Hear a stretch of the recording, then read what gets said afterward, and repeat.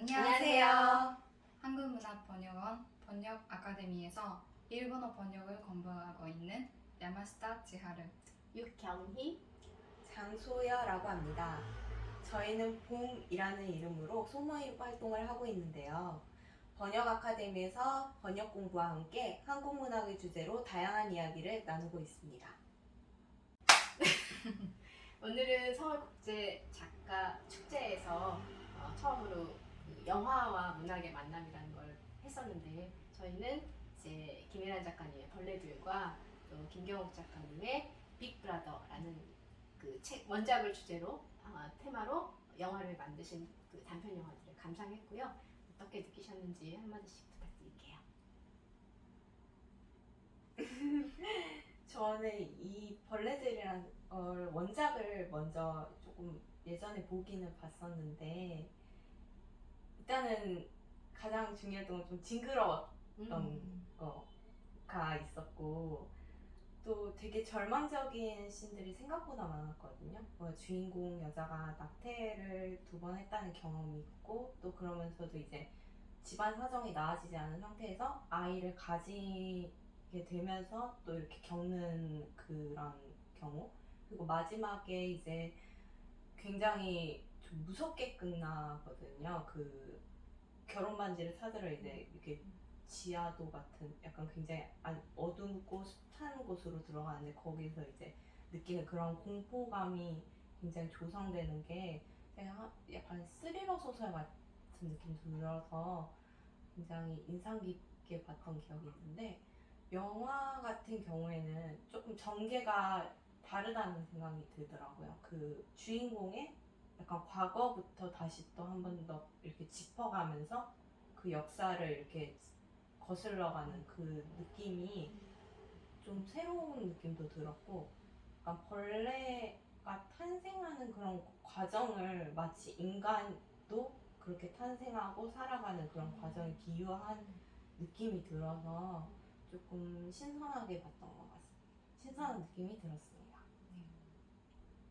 저는 원작을 읽었을 때는 되게 그 주인공이 굉장히 예민하면서 모든 그 사건들에 대해서 관심을 기울이고 있고, 그것이 자기한테 줄 영향에 대해서 굉장히 걱정하는, 그게 뭐 임신을 한 상태이기 때문에 그럴 수도 있고 경제적인 상황이 나쁘기 때문에 그럴 수도 있는데, 어떤 위태위태한 그 느낌을 가지면서 계속 읽었어요, 끝까지. 그러니까 집이 일단 낭떠러지 위에 있다는 것부터 굉장히 좀 무서웠고요.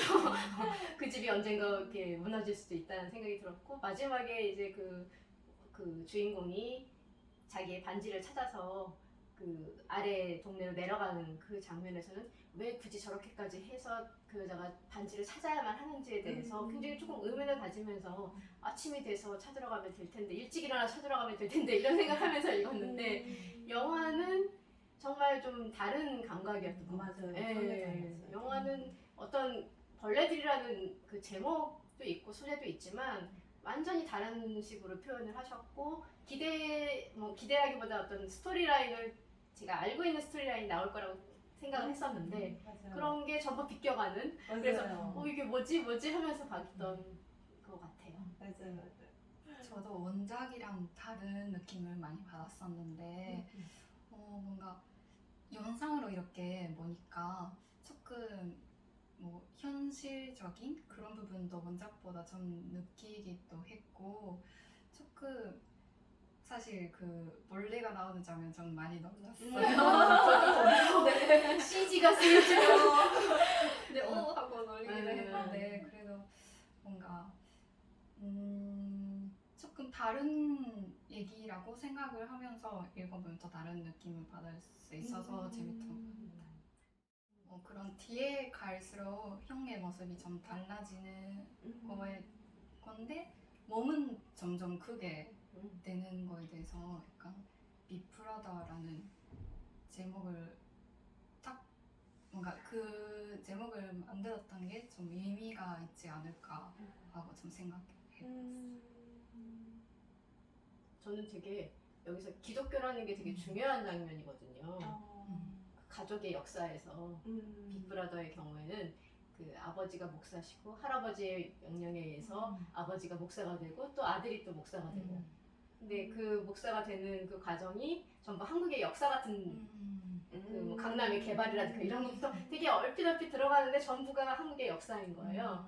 그래서 그런 부분들이 이 함축적인 단편 소설 안에 다 들어가 있어서 신기하기도 했고 또 저 같은 경우는 형제에 대해서 그렇게 질투를 느낀다거나 뭐 부럽다거나 그런 생각을 해본 적이 없는데 좀 많은 작품들이 굉장히 이제까지 읽었던 작품들 중에는 형제들끼리 자매들끼리 좀 이렇게 서로 질투하는 내용들이 여기서도 나타나고 다른 작품에서도 봤기 때문에 굉장히 좀 신기한 느낌이 들었어요. 다른 사람들은 어떤지 모르겠지만 저는 그런 감정을 별로 느껴본 적이 없어서 그리고 영화는 좀 다른 뭐죠?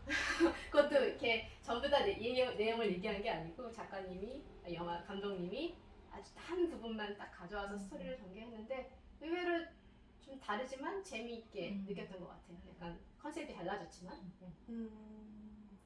저 같은 경우에는 이제 경인이랑 조금 다르게 형제가 나이 차이가 많이 안 나는 그런 상황이어서 이렇게 좀 같이 티격태격하는 것도 있었고 좀 그렇게 같이 놀고 이런 게 있었기 때문에 좀 오빠에 대한 그런 오빠가 뭔가 잘해서 부모님한테 뭔가 칭찬받는 거를 굉장히 눈앞에서 보면은 조금 질투하고 이런 건 좀 있었어요. 저 같은 경우에는 또 나한테 이렇게 관심이 오지 않지 않을까라는 약간 이런 조금 약간의 불안도 있어. 그런 건 물론 부모님이 차별을 전혀 두지 않으셨지만 조금 그런 부분에 대해서는 이 작품이 약간 그 주인공 동생이에 대한 그런 감정이 어느 정도는 이해가 간다는 생각이 들더라고. 이런 생각을 한 번쯤은 할 수 있다라는. 또 반대로 또 이런 형이나 언니, 오빠나 언니 같은 사람이 반대로 또 동생한테 생각하는 그런 감정도 사실은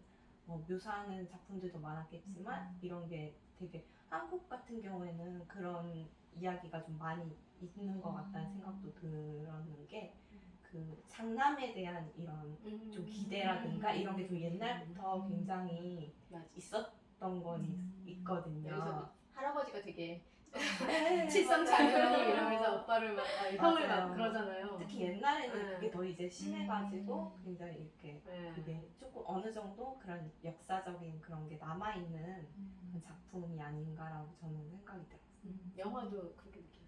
영화는 조금 전개가 다르다는 생각은 들었는데 그 마지막에 이제 그 동생이 이야기 약간 독백 그런 부분에서는 확실히 그게 그 느껴지는 부분이 있더라고. 아 나도 저런 생각을 한 번쯤은 해봤던 것 같기도 하고 왠지. 그쵸. 해볼 수도 있는데 그거를 그렇게 나이 들 때까지 가지고 있는 게 저는 좀 신기했어요. 그 나이가 되면 어느 정도 이제 형도 나이도 들고 그렇게까지 멋있지도 않고 솔직히 그런데도 형이 뭐 날아간다던가 이런 얘기를 들었을 때 왜 그렇게까지 몰입을 할까 형에 대해서 딱 봤을 때도 동생이 더 잘생기고 더 건강해 보이는데 동생은 뭐가 부족해서 형을 그렇게 생각할까 이런 만약에 형이 지금도 멋있고 막 더 멋있어졌으면 부러워할 수도 있죠. 형이 뭐 정말 잘 살고 그런 건 부러워할 수 있다고 생각하는데 그렇게까지 뭐 형이 지금 뭐 잘 살지도 않잖아요. 거기서는 잘 모르겠지만 그런데도 동생이 가지고 있던 그 어렸을 때 마음이 쭉 간다는 게 저는 좀 신기한 느낌이 들어요.